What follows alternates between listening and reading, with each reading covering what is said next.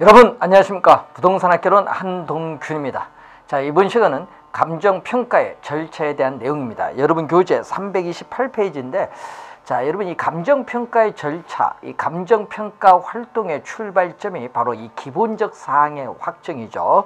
그래서 대상 물건의 확정, 이 기준 시점의 확정, 또 감정평가의 조건의 확정, 뭐 여러 가지가 있는데, 자, 여러분 기준 시점이라는 용어가 상당히 중요하다고 늘 얘기했습니다. 이 기준 시점은 우리가 부동산 가치의 여러 가지 원칙에서도 설명했지만은 이 대상 물건의 감정평가액을 결정하는 날짜를 말하죠. 자, 그렇기 때문에 이 기준 시점은 감정평가에 관한 규칙 제9조 2항에 따라서 이 대상 물건의 가격 조사를 완료한 날짜로 한다. 다만 기준 시점을 미리 정하였을 경우에는 가격 조사가 가능한 경우에 한하여 그 일자를 우리는 기준 시점으로 정할 수 있습니다. 자, 기준 시점에 대한 내용 여러분이 잘 기본적으로 이해를 좀 해두시기 바라고요. 자, 여러분 교재에 관련해서 세 번째가 대상 물건을 확인을 하고, 네 번째가 자료를 수집하고 정리하죠. 다섯 번째가 자료를 우리가 검토하면서 가격 형성 요인을 분석을 하고, 그리고 여섯 번째가 감정평가 방법을 선정해서 적용을 합니다. 그래서 일곱 번째가 감정평가액을 결정하고 이를 표시하는 거죠. 자, 이러한 내용으로 이제 구성이 되어 있는데, 여러분이 뭐 절차는 뭐 여러분 중요하지 않은데 이 기준 시점 하나 정확하게 좀 이해를 해두시고, 자, 334페이지 보시면은 물건별 감정평가가 나오는데, 이 작년도에 또 출제가 됐었죠. 마지막 문제로 상당히 쉬웠던 그러한 내용입니다.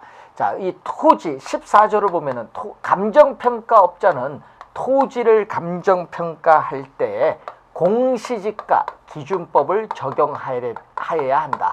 이 공시지가 기준법을 원칙으로 하죠.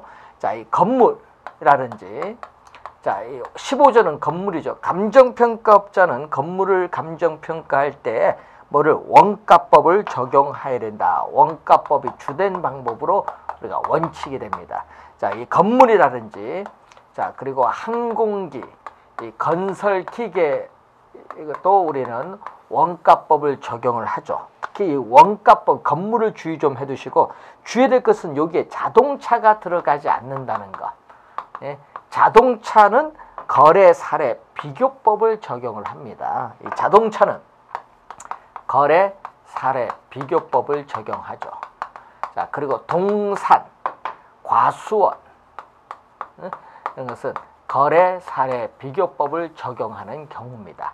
자, 그리고 무형자산, 이 무형자산, 영업권, 특허권, 상표권, 이 전용측선 이용권, 무형자산이라든지 이 기업에 있어서의 가치의 평가라든지 이 광업, 이 재단에 있어서의 평가, 이것은 수익환원법을 원칙으로 하죠. 자, 수익환원법을 원칙으로 하는데 이 무형자산을 특히 주의 좀 해두셔야 될 부분이죠. 자, 이 외에 또 중요한 부분이, 자, 335페이지 16조 토지와 건물의 일괄 감정평가 볼까요? 감정평가업자는 집합 건물의 소유 및 관리에 관한 법률에 따른 구분 소유권이 대상이 되는 건물 부분과 그 대지 사용권을 일괄하여 감정평가하는 경우에는 거래사례 비교법을 적용해야 됩니다. 여러분, 거래사례 비교법인데 시험에는 원가법으로 출제를 많이 하거든요. 주의 좀 해두셔야 되겠고, 산림, 또 2년 전에 정답으로 물었었죠. 감정평가업자는 산림을 감정평가할 때 임목을 구분하여 감정평가해야 한다. 구분 감정평가죠. 자, 이 경우 임목은 거래사례 비교법을 적용하되 이 소경목림인 경우에는 원가법을 적용할 수 있다. 이양 감정평가업자는 이 산지와 임목을 일괄하여 감정평가할 때 거래사례 비교법을 적용하여야 한다. 기억을 해두셔야 될 부분이죠. 자, 그리고 우리가 관련해서, 자, 336페이지 제20조에 거기 사망 보세요. 감정평가업자는 선박을 감정평가할 때 선체, 기관, 의장별로 구분하여 감정평가하되 각각 원가법을 적용하여야 한다라는 내용이죠. 자, 그리고 임대료의 감정평가 22조 보면은 감정평가업자는 임대료를 감정평가할 때에 임대사례 비교법을 적용하여야 된다. 임대사례 비교법이 원칙입니다. 자, 임대사례 비교법에 따라 감정평가하기 곤란한 경우에는 적산법을 적용할 수 있다. 이런 얘기가 나오고요. 자, 여러분 337페이지 12 볼까요? 20 우리가 5조. 자, 감정평가업자는 소음, 진동, 일조 침해 또는 환경오염 등으로 대상 물건에 직접적 또는 간접적인 피해가 발생하여 대상 물건의 가치가 하락한 경우 그 가치 하락분을 우리가 감정평가할 때 소음 등이 발생하기 전에 대상 물건의 가액 및 원상회복 비용 등을 고려해야 한다. 시험 문제는요. 대상 물건의 가액만 고려하고 원상 회복 비용 등을 고려할 필요가 없다. 이렇게 출제를 많이 하죠. 주의를 좀 해두셔야 될 부분이 되겠습니다. 자, 여러분 교재 이제 338페이지 보시면은 이 부동산 가격 공시 및 감정 평가에 관한 법률에 의한 부동산 가격 공시 제도가 나오고 있습니다. 자, 이 부동산 가격 공시 제도는 크게 이 토지 가격의 지가죠. 이 토지 가격 공시제도, 일명 지가 공시제도죠. 그리고 주택 가격 공시제도로 크게 우리는 둘로 나눠 볼 수 있습니다. 자, 이때 이 토지 가격 공시제도, 지가 공시제도는 또 표준지 공시지가. 자, 이 표준지에 있어서의 공시지가와 이 개별 공시지가로 우리가 나눠볼 수 있습니다. 자, 이 표준지 공시지가, 개별 공시지가로 나눠볼 수 있는데 이 표준지 공시지가는 국토교통부 장관이 공시하고 개별 공시지가는 시장, 군수 또는 구청장이 결정 공시합니다. 공시 주체 잘 기억을 해 두셔야 되겠죠. 자, 이 표준지 공시지가의 개념이 나오고 있습니다. 여러분 338페이지. 자, 표준지 공시지가라 하면 국토교통부 장관이 조사, 평가하여 공시한 표준지의 단위 면적당 가격이다. 자, 여러분이 표준지의 단위 면적당 가격을 말합니다. 이때 여러분 여기 여러분 평당 가격이 아닙니다. 3.3 제곱미터가 아니죠. 여러분 단위 면적은 1 제곱미터를 얘기합니다. 3.3 제곱미터가 아니라는 거 주의해 두셔야 돼요. 이 표준지의 단위 면적당 가격을 말합니다. 자, 그래서 여러분이 이걸 알아두시고 또 공부하다가 주의해야 될 것은 공시일과 공시기준일은 용어가 다른 용어입니다. 자, 이 공시기준일은 매년 우리가 1월 1일입니다. 그래서 여러분이 공시일과 공시기준일은 다른 용어라는 걸 좀 염두에 두시면서 자, 표준지 공시지가의 공시 절차를 보면은 우선은 표준지를 선정을 하겠죠.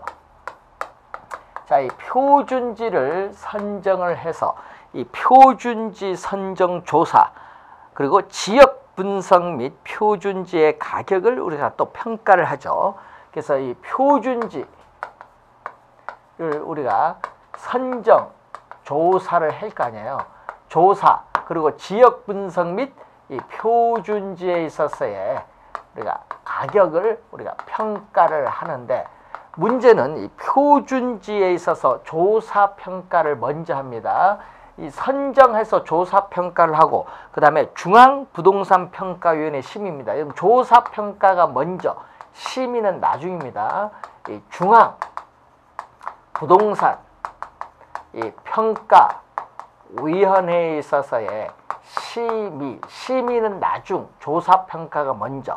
그래서 국토교통부 장관이 이 표준지 공시지가를 우리가 2월 말에 공시를 하겠죠. 그럼 공시를 하면은 우리 열람을 통해서 우리는 이 신청을 우선 하게 되겠죠. 그래서 이 신청을 우선 또 하게 되겠죠. 자, 그런데 문제는 이 표준지에 있어서의 선정과 관련해서 338페이지 밑에 보시면은 자, 이 토지 이용 상황이나 주변의 환경 그리고 그 밖에 자연적 사회적 조건이 일반적으로 유사하다고 인정되는 일단의 토지 중에서 표준지를 선정하는데 이 표준지 선정 기준 4가지가 지금 거기에 여러분 교재에 나와 있습니다. 자, 4가지로 기준해서 우리나라에서는 50만 필지를 우리는 선정하고 있죠. 자, 4가지 기준. 우선 지가의 대표성이 나오죠. 표준지 선적 단위 구역 내에서 지가 수준을 대표할 수 있는 토지 중 인근 지역 내에 가격의 층화, 계층이 있다는 얘기죠. 가격의 층화를 반영할 수 있는 표준적인 토지를 지가의 대표성. 두 번째는 토지 특성의 중용성이 나오죠. 토지 특성의 중용성입니다. 자, 표준지 선정 단위 구역 내에서 개별 토지에 있어서의 토지 이용 상황, 그리고 면적, 지형 지세, 도로 조건, 주위 환경 및 공적 규제 등이 동일 또는 유사한 토지 중 토지의 특성 빈도가 가장 높은 표준적인 토지를 말합니다. 자, 토지 용도의 안정성이죠. 표준지 선정 단위구역 내에서 개별 토지의 이용 상황으로 보아 그 이용 상황이 안정적이고 장래 상당 기간 동안 동일 용도로 활용될 수 있는 표준적인 토지를 토지 용도의 안정성이라고 합니다. 자, 토지에 있어서의 구별의 확정성이죠. 자, 표준지 선정 단위구역 내에서 다른 토지와 구분이 용이하고 위치를 쉽게 확인할 수 있는 표준적인 토지를 말합니다. 그 4가지 기준에 의해서 우리나라에서는 50만 필지를 선정을 합니다. 그래서 이 조사를 해서 이 표준지 가격을 평가하는데 또 이 평가 기준이 또 22회 시험에 또 출제를 했었죠. 이 적정 가격을 또 기준에서 평가하죠. 자, 적정 가격 기준. 자, 부동산 가격 공시 및 감정 평가에 관한 법률 제2조 제6호에 의해서 당해 토지에 대해서 통상적 시장에서 정상적인 거래가 이루어지는 경우 이 성립할 가능성이 우리가 가장 높다고 인정되는 우리가 가격을 우리는 적정 가격이다. 그래서 적정 가격 성립될 가능성이 가장 높다고 인정되는 가격인 적정 가격이다. 꼭 기억을 해 두셔야 되겠습니다. 자, 두 번째는 또 실제 용도 22회 시험에 정답 지문으로 물었죠. 우리가 실제 용도 기준에서 또 평가를 한다. 자, 실제 용도 기준 평가 그 내용을 보면은 이 공부상의 지목에 불구하고 공시 기준을 현재 밑줄 공시 기준을 현재의 이용 상황을 기준으로 평가하되 일시적 이용 상황은 고려하지 아니한다라는 내용이죠. 자, 세 번째는 또 나지를 상정해서 평가죠. 자, 토지에 건물, 기타의 정착물이 있거나 이 토지의 사용 수익을 제한하는 사법상의 권리가 설정되어 있는 경우에는 그 정착물 등이 없는 상태인 나지를 상정해서 평가죠. 나지를 가정해서 평가하는 겁니다. 자, 공법상 제한 상태가 있는 경우에는 공법상 제한 상태를 또 기준에서 평가를 또 하고 또 개발 사업으로 인해서 이익이 또 발생을 할 수 있죠. 이 개발 이익이 발생할 경우에는 이 개발 이익을 우리는 또 반영해서 평가합니다. 이건 배제하는 게 아닙니다. 개발 이익은 배제해서 평가하는 것이 아니라 반영해서 평가한다. 뭐 이런 용어가 나오죠. 자, 1단지 평가죠. 용도상 불가분의 관계에 있는 2필지 이상의 1단의 토지 중에서 이 대표성이 있는 1필지가 표준지로 선정된 때에는 그 1단지를 1필지의 토지로 보고 평가를 한다. 이런 얘기죠. 1단지의 평가가 있습니다. 자, 중앙부동산평가위원회 심의를 거쳐서 표준지 공시지가를 공시를 하는데 자, 이 공시사항이 나오죠. 자, 이 공시사항이 또 시험 문제에 또 자주 출제를 하죠. 자, 공시사항 보게 되면은 자, 1, 2, 3, 4 표준지 어디 있느냐? 표준지에서의 지번, 표준지의 단위 면적당 가격, 자, 표준지의 면적 및 형상, 그리고 우리가 표준지 및 주변 토지 이용 상황 4가지는 다 기억을 해 두셔야 되겠고 그 밖에 우리가 대통령령이 정하는 사항에 있죠. 거기 보니까 지목, 뭐 지리적 위치, 토지의 용도 제한, 도로교통 상황, 지세, 그 밖에 지가 공시에 필요한 사항 등이 있습니다. 확인 한번 해두시고, 자, 열람을 통해서 이의 신청을 하는데 또 이의 신청이 또 시험에 많이 나오죠.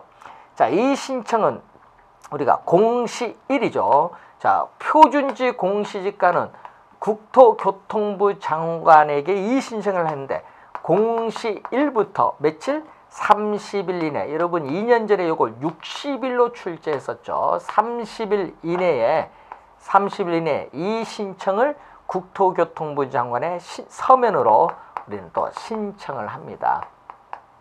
자, 서면으로 신청을 하고 이 신청이 만료된 날, 자, 여러분 이 신청 기간이 만료된 날, 있은 날이 아니라 이 신청 기간이 만료된 날부터, 이 신청이 있은 날이 아니다. 예? 여러분 이 신청이 있은 날이 아니라 만료된 날부터 또 며칠? 30일 이내에 이 신청을 심사해서 우리가 신청인에게 서면으로 뭐 해야 된다? 통지를 해야 되는데 문제는 서면으로 통지합니다. 구두로 통지하는 것이 아니다. 서면으로 통지한다는 내용이죠. 자, 이 신청을 하지 않고 바로 행정소송을 제기할 수도 있습니다. 자, 이 신청에 관련된 사항인데 이 신청자는 토지 소유자, 토지 사용자, 그 밖에 법률상 이해관계를 가진 자가 이 신청을 할 수 있는 사람이 되겠습니다. 자, 표준지 공시지가의 효력도 시험에 많이 출제가 되는 내용이죠. 자, 이 표준지 공시지가의 효력을 보면은, 자, 우선 토지 시장의 지가의 정보를 제공하고 일반적인 토지 거래의 지표죠. 이 기준이 아니다. 여러분 토지 거래 시에 표준지 공시가를 기준으로 거래하는 게 아니죠. 지표라는 것은 공적 구속력이 없다는 겁니다. 공적 구속력이 없는 겁니다. 그리고 세 번째는 국가, 지방자치단체 등에 의한 지가 상정의 기준이 되겠고, 네 번째는 감정평가업자가 의뢰인의 요청에 의해서 개별 토지를 감정평가할 때의 그 기준으로 활용된다. 여러분 특히 이 네 번째가 시험에 또 자주 출제되는 지문입니다. 네 번째 잘 기억을 해두시기 바라고, 이 표준지 공시지가의 적용, 우리가 작년 시험에 또 출제를 한 내용이죠. 자, 341페이지 맨 밑에 보시면은 공공용지의 매수 및 토지의 수용 또 사용에 대한 보상, 국공유 토지에 있어서의 취득 및 처분이라든지 국토의 계획 및 이용에 관한 법률, 그 밖의 법령에 의해서 조성된 공업용지, 주거용지, 관광용지 등에 있어서의 공급 또는 분양, 또 도시개발법에 의한 도시개발사업, 도시 및 주거환경정비법에 의한 정비사업, 또는 농어촌 정비법에 의한 농업생산 기반사업을 위한 환지 채비지 매각 또는 환지 신청, 그리고 토지의 관리, 매입, 매각, 경매, 재평가 시에는 표준지 공시지가를 적용하고 있다. 자, 여러분 신도시를 개발하기 위해서 토지를 수용할 때 보상을 해야겠죠. 이 보상액을 결정하기 위한 보상평가는 뭐를? 표준지 공시지가를 기준합니다. 개별 공시지가가 아니라는 걸 주의해 두셔야 되겠습니다. 자, 개별 공시지가는 시장, 군수 또는 구청장이 우리가 결정 공시하는 내용이죠. 자, 이 표준지 공시지가를 기준하죠. 자, 여러분 이 개별 공시지가는 이 표준지 공시지가를 기준을 합니다. 이 표준지 공시지가를 기준해서 이 토지 가격 비준표를 우리가 사용을 하죠. 이 토지 가격 비준표를 사용을 해서 우리는 개별 공시지가를 구하는데, 이 개별 공시지가는 관할 구역 아니죠. 이 관할 구역 안에 있어서의 이 개별 토지의 단위 면적당 가격을 또 말합니다. 이 단위 면적당 또 가격을 우리는 개별 공시지가죠. 자, 개별 공시지가에 대한 개념이 나오고 있습니다. 자, 개별 공시지가에 관련해서 여러분이 우리가 관련해서 교재 343페이지 보면은 거기에 중간 박스 위에 매년 5월 30 공시시한은, 여러분 개별 공시지가의 공시시한은 매년 언제까지? 5월 31일까지 결정 공시해야 됩니다. 자, 공시시한은 매년 5월 31일 꼭 기억을 해 두셔야 될 부분이죠. 자, 이 신청 마찬가지로 시장, 군수 또는 구청장에게 이를 신청하는데 이 결정 공실부터 30일 이내에 서면으로 시장, 군수 또는 구청장에게 신청을 하고 이 신청이 만료된 날로부터 30일 이내에 시장, 군수, 구청장이 이 신청을 심사해서 서면으로 또 신청인에게 통지를 해주게 됩니다. 자, 토지 가격 비준표란 용어가 나오죠. 토지 특성, 항목별 우리가 가격 배율을 표시한 표인데 이 간이지가 상정표죠. 국토교통부 장관이 작성한 이 계량적으로 고안된 간이지가 상정표를 우리는 말하는 그러한 개념입니다. 토지 가격 비준표의 개념 정도 우선 이해를 해 두시기 바라고요. 자, 그리고 344페이지. 자, 3년 전 23회 출제했던 개별 공시가의 활용이 나오죠. 자, 이 부담금 부과의 기준, 여러분 개발 이익 환수에 관한 법률에 의한 개발 부담금 부과, 또 농지법에 의한 농지 보존 부담금 이러한 부담금 부과의 기준이 되고 또 국세, 지방세 구하는 기준이 되죠. 그래서 양도소득세, 증여세, 상속세, 취득세 이 산정 기준이 됩니다. 또 국공유 재산의 대부 및 우리가 사용료를 산정, 구하는 기준이 바로 이 개별공시지가입니다. 세금 및 부담금 부과의 기준은 이 개별공시지가다 이렇게 보시면 되겠죠. 자, 이 관련된 사항 우선 확인을 한번 해보시기 바라고. 자, 다음은 주택가격 공시제도가 나오죠. 자, 이 주택가격 우리가 공시제도를 보게 되면 주택가격 공시제도는 우리가 우선 단독 주택 가격과 공동주택, 아파트, 연립주택, 다세대주택이죠. 공동주택 가격 공시가 있습니다. 자, 이 단독주택 가격은 다시 이 표준 주택에 있어서의 가격, 그리고 개별 주택에 있어서의 가격이 있습니다. 자, 이때 표준 주택에 있어서의 가격은 국토교통부 장관이 공시를 하고 개별주택 가격은 시장, 군수 또는 구청장이 결정 공시하고 공동주택 가격 국토교통부 장관이 공시를 합니다. 공시 주체 잘 봐야겠죠. 자, 또 표준주택을 선정해서 표준주택 선정조사 및 평가를 통해서 중앙부동산평가위원회 심의를 거쳐서 표준주택 가격을 국토교통부 장관이 공시하고 열람을 해서 이 신청 똑같은 그러한 내용이 되겠습니다. 자, 345페이지의 중간에 볼까요? 국토교통부 장관은 용도 지역, 건물 구조 등이 일반적으로 유사하다고 인정되는 표준 1단의 단독주택 중에서 단독주택 밑줄 그을까요? 1단의 단독주택 중에서 선정한 표준주택, 이게 약 2% 정도 되죠. 매년 공시 기준일 현재의 적정가격을 조사평가하고 조사평가가 먼저입니다. 중앙부동산평가위원회 심의를 거쳐 이를 공시하여야 한다 얘기입니다.